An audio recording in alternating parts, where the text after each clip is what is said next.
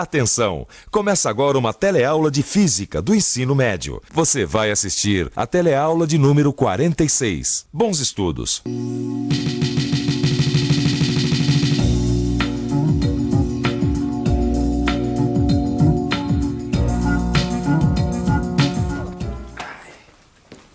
Aí, vamos lá, Gil. Pode botar na mesinha ali. Ô, Vicente, dá uma força aqui, tá pesado. Dá uma força. Tô carregando o controle, cara. Cada um carrega uma coisa. Ah, você carrega o controle, eu carrego a televisão. Vai, liga na tomada aí que eu tô curioso pra ver essa televisão.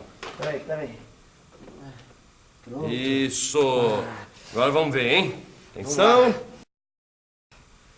Ué, o que aconteceu? Sei lá, rapaz. Em que tomada você... Ah, Gil. O que foi? Você ligou na tomada 220. E daí, Vicente? E daí que a televisão é 110. Agora queimou a televisão. Vai precisar arrumar a televisão e comprar um transformador. Ei, mas pra que transformador, Vicente? Que isso? Pra que transformador? Pra que serve um transformador? Essa é uma das perguntas que a teleaula de hoje vai responder. Além disso, você vai aprender um fenômeno fundamental para o aproveitamento da eletricidade: a indução eletromagnética. E você sabe como é gerada a eletricidade que a gente consome? Pois vai ficar sabendo quando você aprender como funciona um gerador de corrente alternada. E aí, você tá nessa? Bom, eu vou levar essa televisão aqui pra consertar lá no meu amigo, porque eu não quero perder essa teleaula de hoje que está começando. Até daqui a pouco.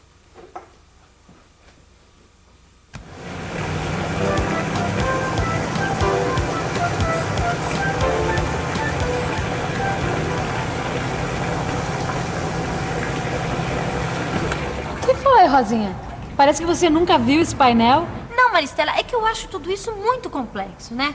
A usina gera energia que passa para a rede de transmissão, que por sua vez se liga à rede de distribuição até chegar às casas. Não, tudo isso eu entendo. Agora, o que me deixa mesmo encafifada é como tudo isso começa na usina. Você entendeu? Como é que surge a eletricidade? Sabe que essa é uma boa pergunta, Rosinha? Você sabe a resposta? Olha, se eu tivesse que responder assim rapidamente, eu diria que a eletricidade é gerada pelo movimento das turbinas que são impulsionadas pela água. Mas até aí eu não expliquei nada, não é verdade? Nada mesmo. Olha, eu sei que a água passa por dentro da usina, tá? Vai de encontro às pás da turbina, fazendo-as girar, e que dessa forma surge a eletricidade. Tudo bem, mas é justamente essa questão. Como é que surge a eletricidade? Sabe o que é, Rosinha? É que não dá pra responder assim, sem mais nem menos. Você tem que entender alguns conceitos antes. Talvez o conceito seja o da indução eletromagnética. Sabe que foi a partir da compreensão da indução eletromagnética que os cientistas desenvolveram quase todas as coisas que a gente conhece hoje da eletricidade. Mas o que é a indução eletromagnética? A indução eletromagnética foi descoberta a partir de um raciocínio simples. Você já sabe que cargas elétricas em movimento formam uma corrente elétrica e que a corrente elétrica gera um campo magnético. Daí surgiu a hipótese: se cargas em movimento geram um campo magnético, será que um campo magnético em movimento gera uma corrente elétrica?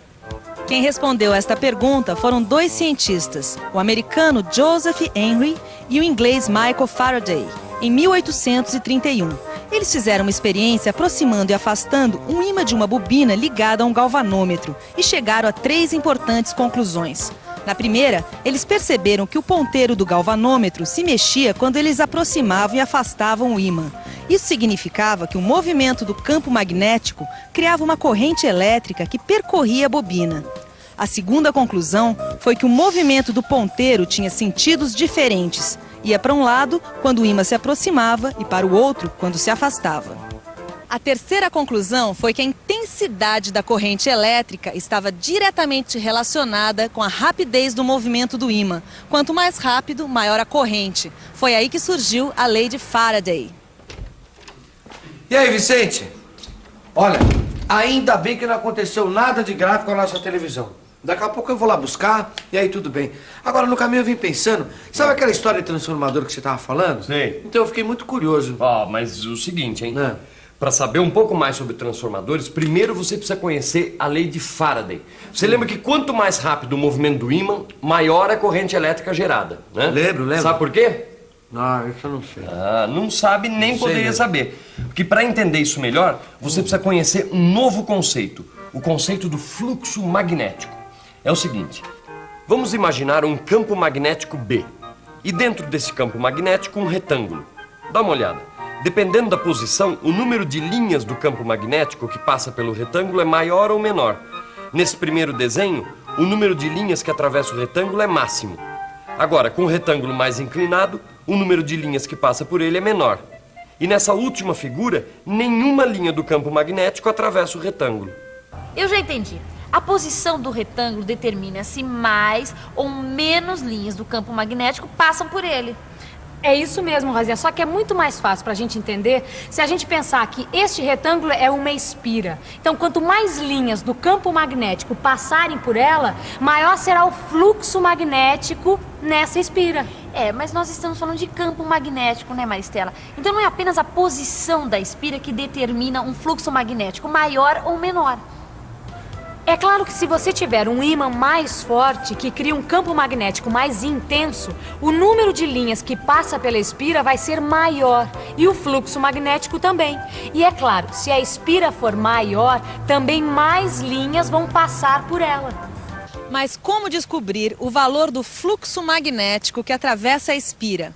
É fácil, depois desta teleaula, dê uma olhada no seu livro de estudos. Os cálculos estão todos lá, explicadinhos.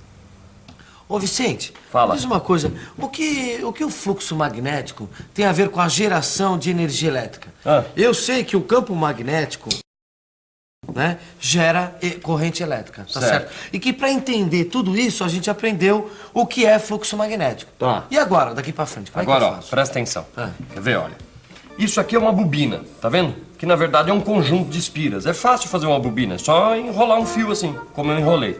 Agora eu vou ligar essa bobina no galvanômetro aqui, pra gente ver a corrente que tá passando por ela. O que tá marcando ali? Zero, tá marcando zero, Zero. nada. Não tá passando corrente Não. nenhuma. Agora, se eu aproximar um ímã dessa bobina, o que acontece? Ó lá. Ó, começa a oscilar de posições. Ah, exatamente. Então agora existe uma corrente. Quando a gente aproxima o ímã da bobina, a intensidade do campo magnético aumenta e junto o fluxo magnético na bobina. Quando a gente afasta, ele diminui. É essa variação de intensidade que cria a corrente elétrica. Ah, agora eu entendi. A variação de intensidade do campo magnético corresponde à variação do fluxo magnético que passa pela bobina. Essa variação de intensidade de fluxo magnético é que cria corrente elétrica, não é isso? Grande Gil, é isso mesmo. Agora, existe uma outra maneira da gente fazer o fluxo variar. Em vez de eu afastar ou aproximar o ímã da bobina, eu posso fazer a bobina girar. Ah, quanto maior a rotação, maior a variação do fluxo e maior a corrente elétrica, não é isso? É isso mesmo, Gil. Agora, tem mais uma coisa importante pra gente entender. A corrente elétrica, ela só surge quando existe uma variação do fluxo magnético. E para que haja essa variação, é necessário que haja movimento. Claro! Você já viu, o fluxo variava quando o ímã se aproximava ou se afastava da bobina. Ou seja, para ver uma variação de fluxo magnético, é preciso que haja movimento. Isto é, energia cinética da bobina ou do ímã. Quer dizer, sem movimento, ou seja, sem energia cinética, não tem energia elétrica. É isso mesmo. Essa energia faz os elétrons se moverem, criando uma corrente elétrica, Rosinha. A variação do fluxo magnético na bobina ou num circuito gera uma força eletromotriz induzida. E essa força gera a corrente elétrica. Então agora já dá para entender melhor a lei de Faraday. Sempre que um circuito estiver imerso num fluxo magnético variável, surge nesse circuito uma força eletromotriz induzida. Junto com a lei de Faraday, a gente precisa aprender uma outra lei que nos ajuda a entender o eletromagnetismo, a lei de Lenz. Isto aqui é uma bobina. Você já aprendeu que quando a gente aproxima um ímã de uma bobina como essa, surge uma corrente elétrica. E por sua vez, essa corrente elétrica gera um campo magnético. A lei de Lenz diz o seguinte, que o campo magnético gerado por essa corrente elétrica tem sempre um sentido que se opõe ao movimento do ímã. Quer ver?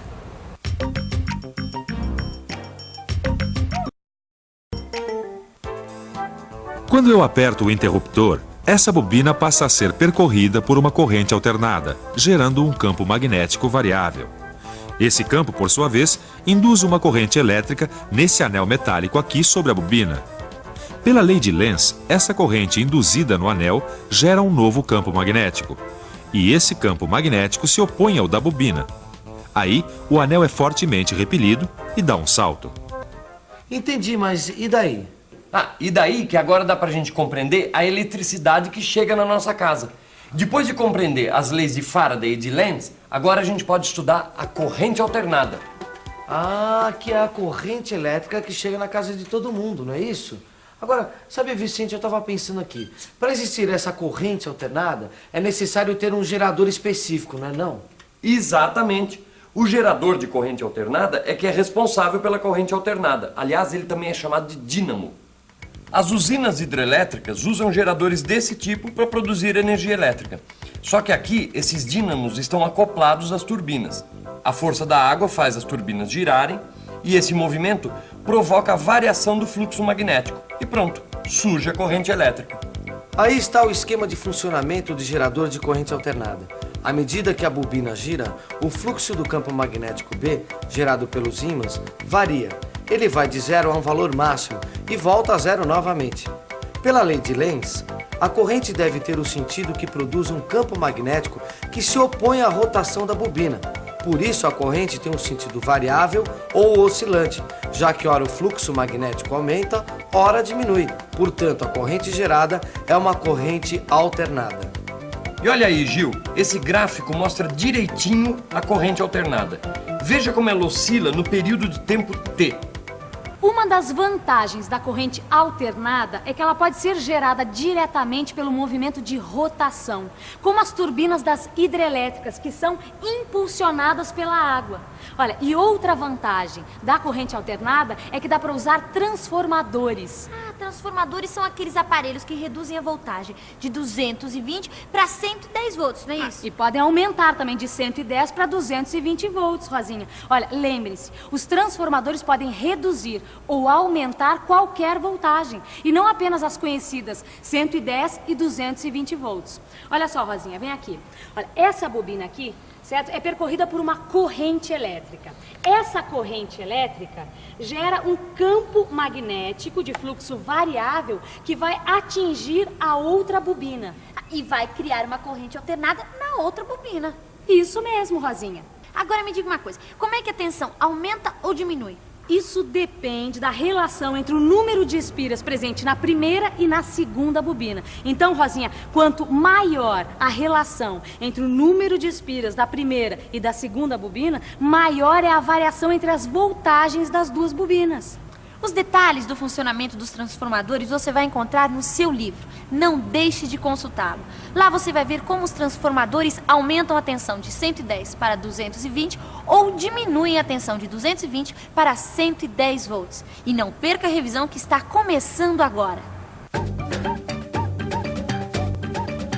E atenção, se liga aí que é hora da revisão. Na teleaula de hoje, você estudou a indução eletromagnética e descobriu que, assim como uma corrente elétrica gera um campo magnético variável gera uma corrente elétrica. Aprendeu o conceito de fluxo magnético e duas importantes leis do eletromagnetismo, a lei de Faraday e a lei de Lenz.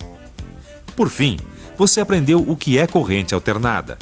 Viu que a corrente alternada é gerada por dínamos, que podem ser acionados por turbinas nas usinas hidrelétricas. Ao contrário, contínua é gerada por pilhas. Você teve também uma noção do que são os transformadores que aumentam ou diminuem a tensão dos circuitos. Olha lá, quem chegou, televisão consertada! Beleza! Tá aí, ó. Ó, eu já tô com o transformador também, agora vai dar certo. Ô, se vai. Agora, sabe, Vicente, eu tava pensando nessa história toda. Se uma corrente elétrica gera um campo magnético, que por sua vez gera uma nova corrente elétrica, que gera um novo campo magnético, então eu acho que essa... Não, você não acha, não. Essa história realmente não tem fim. Inclusive, no século passado, existia um sujeito, ele chamava-se Maxwell, que ele percebeu isso. ele sacou que isso era realmente uma sequência interminável. Porque um campo elétrico variando, criando um campo magnético, que vai criar um novo campo elétrico e por aí vai. Inclusive, essa sucessão de campos recebeu o nome de onda eletromagnética. Mas isso aí já é assunto para outra teleaula, tá bom? Até a próxima! Até a próxima!